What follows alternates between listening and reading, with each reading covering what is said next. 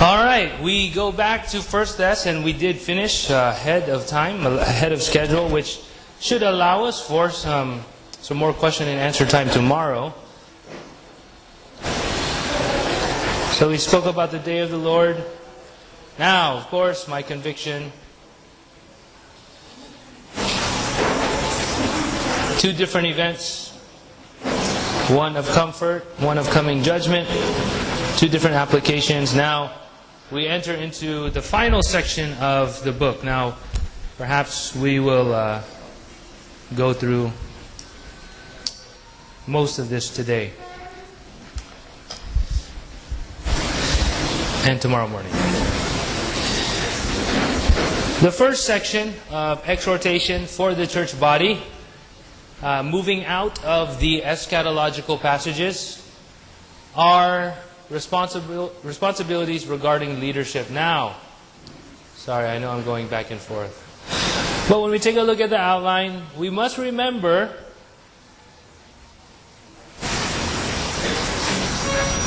that the eschatology section falls in the area of 1 Thessalonians of exhortation. Okay? We have just seen how eschatology can exhort or encourage or is very applicable. Okay? It falls under the area of exhortation, and I have to reiterate over and over and over again, good doctrine encourages you to live the Christian life. Okay? And we've seen that. Exhortations regarding the dead in Christ in reference to the rapture, and exhortation in reference to the day of the Lord. How do we apply those sections? Now, we continue to a series of exhortations that apply to the church body. The first is, I need to make a change to this. Responsibilities to the leaders. Now, I was able to take a peek at some of the questions that were turned in. And one of the questions was actually, who is the pastor? Who is the pastor of 1 Thessalonians? Now, I cannot tell you who the pastor is or was, but I could tell you what they did. Okay? I could tell you what the pastors were doing among the Thessalonians. So, 1 Thessalonians chapter 4, verse 12. But we request of you, brethren, that you appreciate those who diligently labor among you and have charge over you in the Lord and give you instruction, and that you esteem, or in other words, respect them very highly in love because of their work. So here we have a reference to the responsibility of leaders and the responsibility of those who fall under their leadership. Notice the responsibilities of those, the responsibility of those who are under leadership are to, first and foremost, appreciate their leaders. Okay, or first and foremost, to appreciate their leaders. Secondly, their second responsibility to their leaders are to esteem them very highly, or in other words, respect them very highly. Okay, so why? Why are they to be esteemed and appreciated? Let's notice, what is the qualification of the leader? Those who what? Diligently labor among who? You. And have charge over who? You. In the Lord, and give who instruction? You. Now the question becomes this. Who are these people? Who are these people? These, of course, are leaders. And the question is, are these three different groups? Okay, group 1, you will be those who diligently labor. Group 2, you will be those who are in charge. And group 3, you will be those who instruct. Or, is this a description of one group of people with three responsibilities? I would argue that this is one group of people who perform all three duties. And what are the three duties? To labor, to have charge, and to give instruction. Now, the term here, elder and pastor, is not found, but I would like to argue that these are the elders, And these are the responsibilities of the pastors in Thessalonica. And it is my doctrinal conviction that these are men. Masculine, these are present active participle, masculine, I think masculine nominative or masculine genitive plural. Okay, not singular. It says, appreciate those. So there are many of them, and they do three things. Okay, now, it's a little difficult to argue that these are masculine. Kasi sa Tagalog, yung pronouns are siya. Right? Siya or ya, kanya. It doesn't tell you whether or not they're masculine or feminine. Pero sa English, meron tayo, right? We have his or her. Right? If somebody asks you, whose Bible is this? They would say, it belongs to him, or it is his. If someone were to ask the Bible in the back, whose Bible does this belong to? And they are talking about my wife, they would say it belongs to her. Here in the Greek, it is saying that those who diligently labor, those who have charge, and those who give instructions are specifically men. Okay? So I am of the doctrinal conviction that elders, pastors should be men. I understand there are some differences here. We could talk about that some other time. And so it is my doctrinal conviction that this passage is teaching these things, and I believe it is an argument from grammar, it is an argument from theology. But the important aspect here is not only to identify who these people are, but what their responsibilities are. What is the responsibility of the leader? First, to labor among who? You, the people. A leader, a spiritual leader, has the responsibility to labor among the people. So many pastors today are busy with administration. Perhaps they're busy with paperwork. Perhaps they're busy with other things. But here we are told, first and foremost, that a pastor or a leader is somebody who labors. And not is he only somebody who labors, but the direct recipients of his labor are the people. Okay? So beloved, I hope and pray that your pastor is someone who is involved in your life. Okay? I hope and pray that your pastor is somebody that you could call them up. Pastor, Starbucks. Let's go Starbucks. You pay for me. You're my pastor. You labor among me. Okay, so you call Pastor Ray later on today and you tell him, Pastor, punta tayo Starbucks. And then we will sit in air conditioning sa Starbucks. Alright. With power. Alright. But here we are told that those who are leaders, those who are to be appreciated, are those who diligently labor among you. Beloved, pastoral ministry, eldership is not a title that's given to you by the church because they pay you a paycheck, because they give you a paycheck or allowance. A true pastor at his heart is somebody who labors among the people. Okay? Secondly, notice they have charge over you in the Lord. They are not just people who labor alongside of you, but they are people who have been given the responsibility to be your leader. Okay? They are those who are functioning in a position where people are entrusted under their care and they are to have charge over them. This is reiterated in Hebrews chapter 13, verse 17. Obey your leaders. And it says, for they keep watch over your soul. Right? And so here we are told that those who are to be appreciated, those who are leaders, are not only those who diligently labor, but those who have charge over you. They are leading you. Beloved, if I could express to you my heart for the church plant that I'm involved in. It is not to enter into the halls of the church and say, you listen to me and you obey me. No, the heart of the pastor is to love and care for the people and lead them in the way of the Lord. Okay, now you might say, oh, pastor, but you don't know my pastor. You don't know his motives. Beloved, I would say if your pastor loves God, if your pastor loves the Word of God, his aim or his heart is to see you grow in the faith. Sometimes it may not feel that way. But trust me, here we are being told that those who are leaders are those who have been given charge and have leadership positions in the direction of the church. So notice, they are servants, they are laborers, and they are leaders. They have charge over you.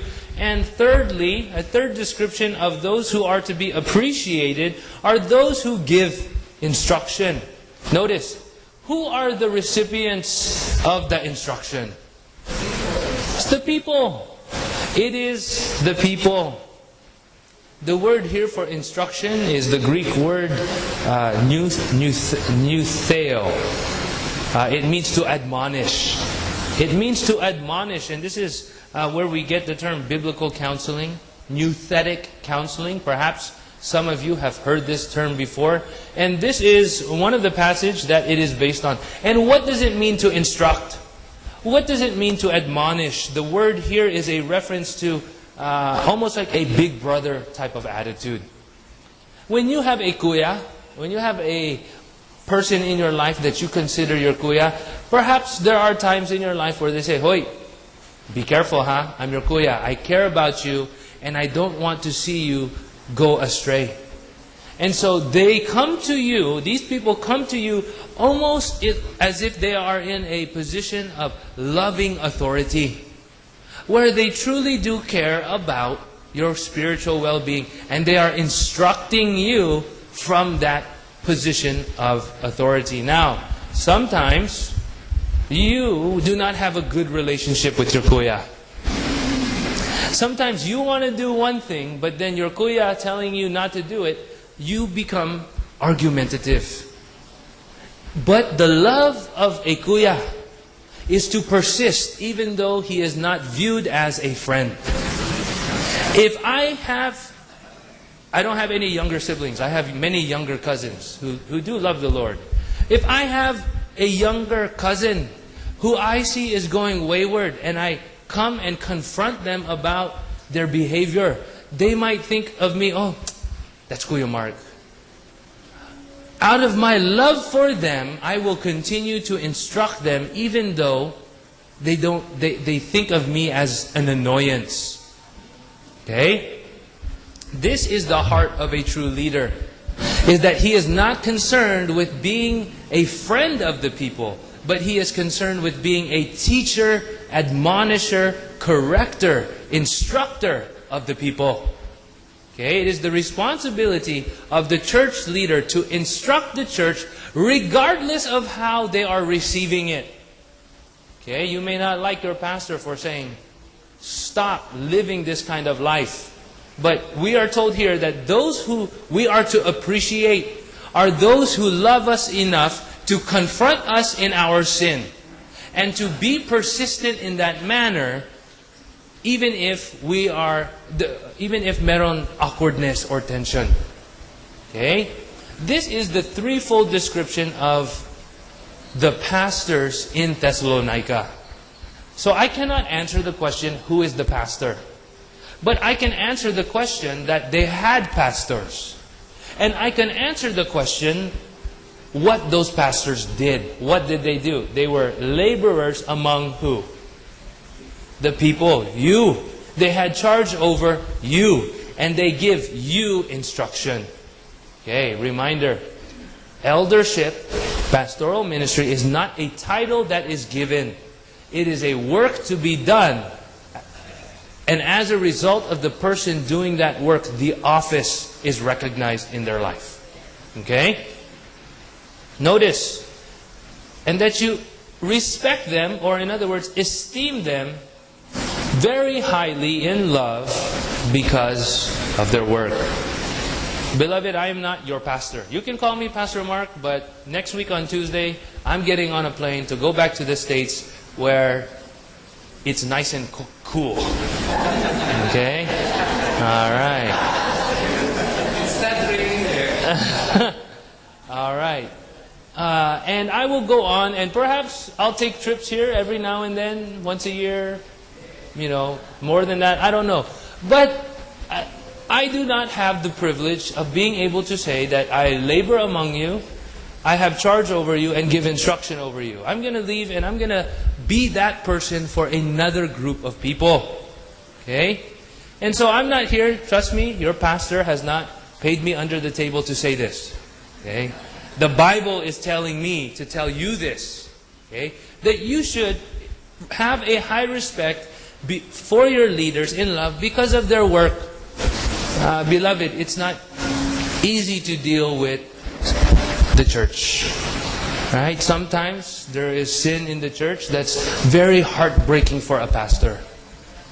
Right? Perhaps there's adultery in the church. Wow! Who will be the one to counsel? The pastor, probably. Wow, there is fornication in the church, premarital sex. Who will be most likely the one with the time to counsel? It's the pastor. Of course, the members will partake of that work as well, and they will come alongside of others. But the nature of pastoral ministry is heartbreaking. Okay? Sometimes we come across people with brokenness in their lives, with sin in their lives, and we need to recognize that the nature of the pastor is, the work of the pastor is oftentimes difficult. I've heard it said that seminary, 5 years of seminary is easier than 5 years of pastoral ministry. Hey, beloved, you know the reason why is because when you read a book, the book doesn't fight back. When you write a paper and your professor writes his comments, one day you will finish the class and move on to the next professor. Beloved, in the ministry, when you deal with a sinner, next Sunday, noon pa rin. Wednesday Bible study, andun pa rin. And they might bite back. They might fight back. And so, beloved, here, all this is saying is have a high respect for your pastor because he is doing what he is doing because God has commanded him through His Word to do what? To diligently labor among you, to have charge over you in the Lord, and to give you instruction. Okay? Now, I'd like to spend the remainder of our time looking at verses 13, second half, all the way to verse 15. These were instructions, verse 12 and 13, in reference to the relationship between leaders and followers. Now we are switching to the relationship between us as Christians with one another. How do I know that? Because it says verse 13, live in peace with who? One another. Some would take this verse to be connected to verse 12 and 13. Some will take this verse to connect with 14 and 15. And so you can read the argument in the... I think I put the arguments there. I may not have. But I am of the persuasion that verse 13b is to be taken with verse 14 and 15. And so that's how we are gonna, or that's how I'm going to explain it right now. Now, these are commands that we are to have towards one another. So here's the question. Do you want to know whether or not you have a healthy church? Yes, of course, right? Do you want to know whether or not you have a healthy fellowship? Right? You do. In one sense, this passage here will tell us what the qualities are of good fellowship. Because the focus has shifted from the relationship between leaders and followers, and the relationship is now focusing upon how we live with one another. In other words, fellowship. Okay? So first of all, we are told to live in peace with one another. I believe this passage here has 6 commands. 6 commands of healthy Christian fellowship. That was my outline when I preached this. But first is to live in peace. Live in peace with one another. And I'm going to end with probably this section, and then we'll end around 3 o'clock, and then I'll finish out the rest tomorrow morning. Live in peace with one another. Beloved, this is an important part of Christian fellowship. we ought to be we ought to be a peaceful community. Whenever we fight with one another, we give, of course, the world a reason to say that, wow, the gospel does not work. How can we say that the gospel is a message of reconciliation between God and man, but yet yung members of the gospel community are living at war with one another? Okay, so peace is an important part of Christian fellowship. Now, this does not mean ignore sin. Okay, that's not what this is saying. But this is saying, as much as possible, live at peace with one another. Secondly, second quality, we urge you, brethren, admonish the unruly. Wow, this term here for admonish is the same word used here in verse 12 for instruct. Okay? Admonish the unruly. The word unruly can be translated as undisciplined. Undisciplined. Now, this word was used to describe a soldier. Whenever soldiers would run. Have you ever seen a group of soldiers running together? Are they running in unison? Yes. And now this word was used to describe a soldier who is running out of step with his company, which implies laziness. Perhaps he's not as fit. Perhaps he's not as healthy. And so he, by means of his laziness, is moving in a different direction than the rest of the group. Okay, beloved, as Christians, we as a group of believers ought to be moving towards holiness. And so whenever there is someone among the church who is drifting or straying from the direction of the church, not in reference to, oh, anong kulay carpet? Anong klaseng projector? Anong klaseng music? Contemporary or hymns? No. I believe the reference here is a reference to holiness. Whenever somebody is moving out of step in relation to holiness, it becomes the responsibility not of only the pastor. Because look at verse 12. We urge you who? Brethren, to admonish or correct, like the kuya, the one who is straying. Right? So this is a responsibility to the brethren. Just as we saw verse 13, one another, live at peace with one another. Here is a reference to the brethren. If you see a fellow Christian in your local body living an undisciplined Christian life, it then becomes your responsibility to correct. Okay? Don't wait for the pastor. That is a quality of healthy Christian fellowship. Okay?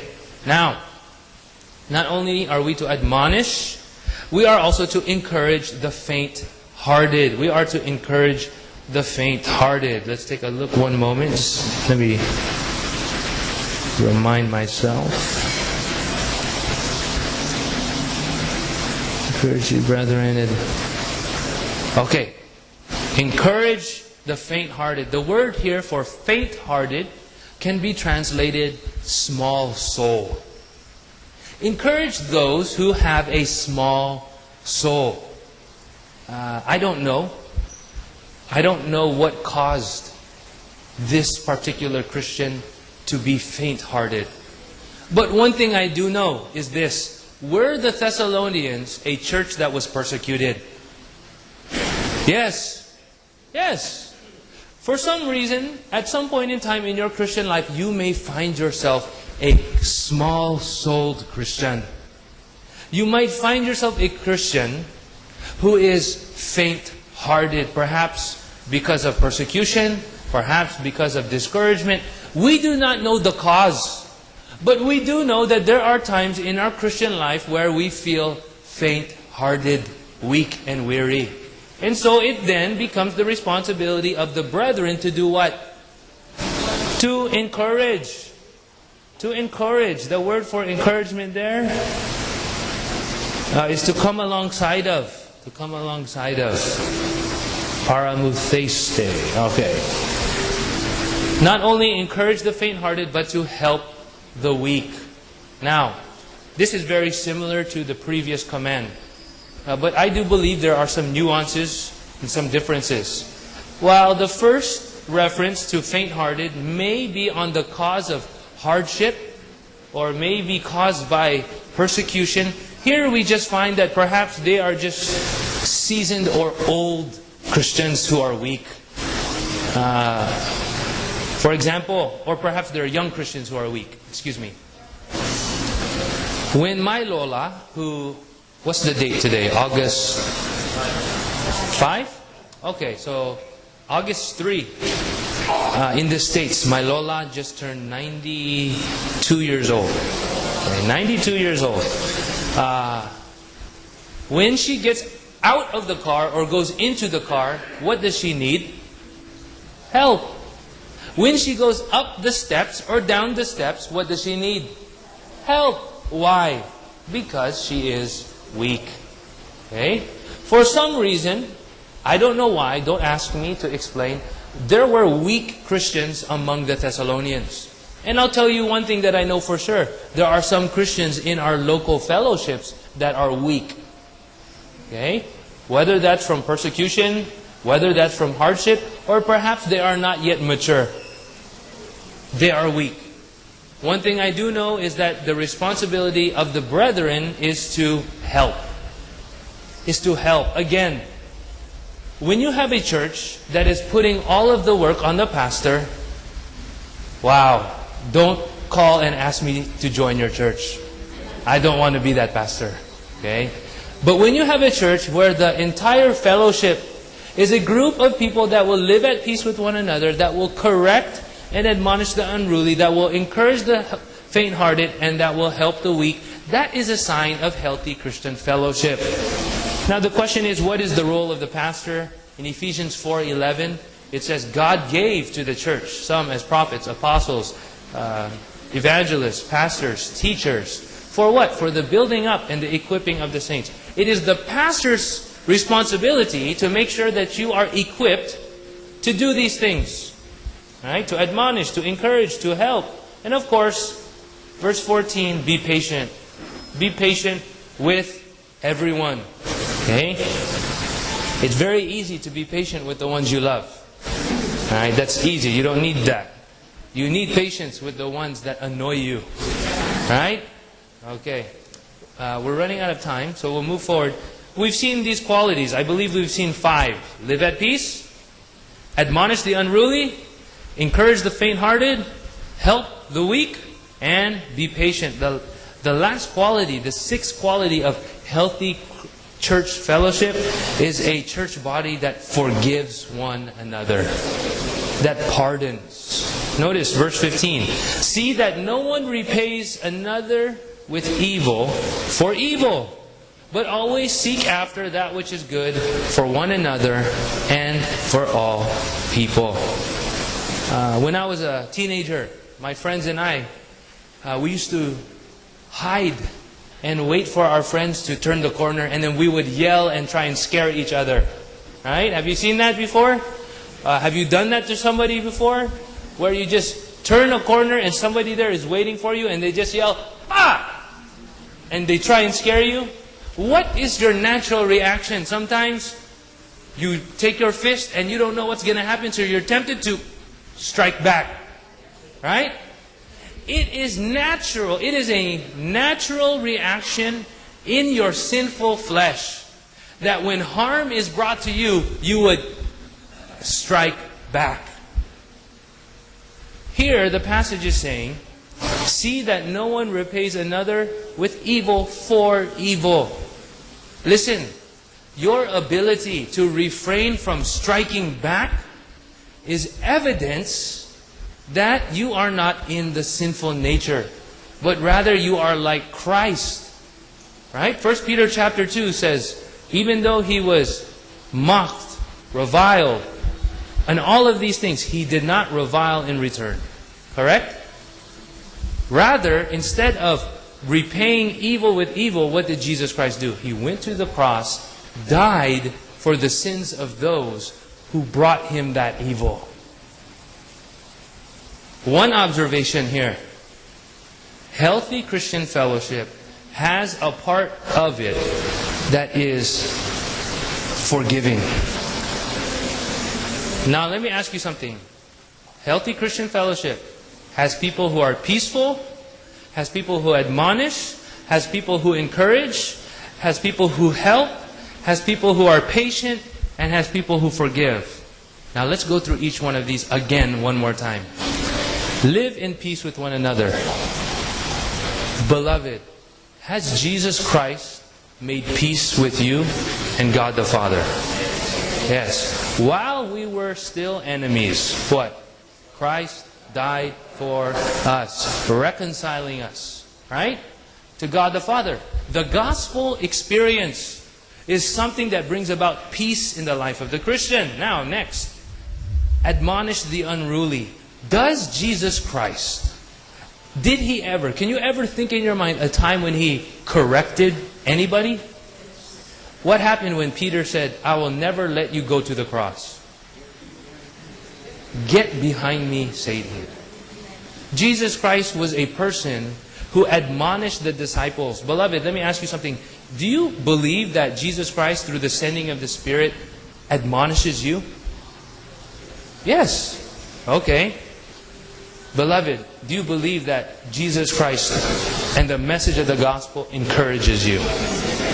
Did not Jesus Christ tell the disciples in chapter 13 of John, I am going, and where I'm going you cannot come. And then in John chapter 14, after Thomas and the disciples were grieved, He says, do not be grieved. Do not be faint-hearted. Believe in God. Believe also in me. For where I am going to prepare a place for you. He encouraged them, right? Is not the gospel a gospel of encouragement? Alright, what else? Help the weak. Beloved, is the gospel a gospel that helps those who are weak? Yes. Right? While we were still helpless, Christ died for us. Beloved, is God patient with you? Think about this. Before you were a Christian, you loved your sin. You loved your sin. And God had every reason to punish that lifestyle with a damnation, eternal damnation in hell. But God was patient with you and orchestrated His sovereignty to bring about the point in time where you would recognize your need for the gospel and come to faith. Beloved, what if God was not patient with you? Where would we be? Wow, we would be all in hell. Now, here's another question. Is the gospel a gospel of forgiveness? Of course. One interesting observation, and I would love to end our time with this encouragement. You want to know whether or not you have a healthy church fellowship? All of these qualities here are rooted in your personal experience with conversion and with the gospel of Jesus Christ. If God has extended these things to you, you will extend these things to others. A healthy church is one that understands the gospel and understands the mercies of God in your life.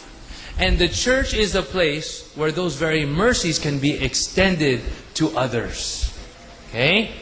And so I would like to encourage you, and this is the beauty of this. Again, these are not moralisms. These are not a list of do's and don'ts for the saints. We saw in chapter 3, may the Lord cause you. We saw in chapter 5, verse 23, is that may the God of peace Himself sanctify you. These are not moralisms. Rather, these are activities that God has given you as an experience and that God empowers you through the experience of the gospel and the indwelling of the Spirit to extend to those that are around you. Okay? So, beloved, my encouragement to you as we end our time here is that if you seek to make your church a church of better Christian fellowship, apply these principles. And of course, respect and appreciate your leaders because they diligently labor, because they have charge over you in the Lord, and because they instruct you. Okay? All right.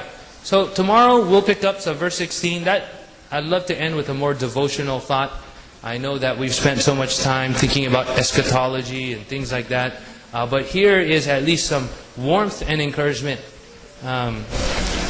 Tomorrow we'll finish verses 16 through 22. And then I'll just summarize the conclusion. But 16 to 22 will be divided into two parts. Responsibilities in your own personal Christian life. And then 16 through 18. And then 19 through 22 will be responsibilities of church worship. Church worship. And so we'll see how all of these things fit together. All right. Pastor Norman has an announcement.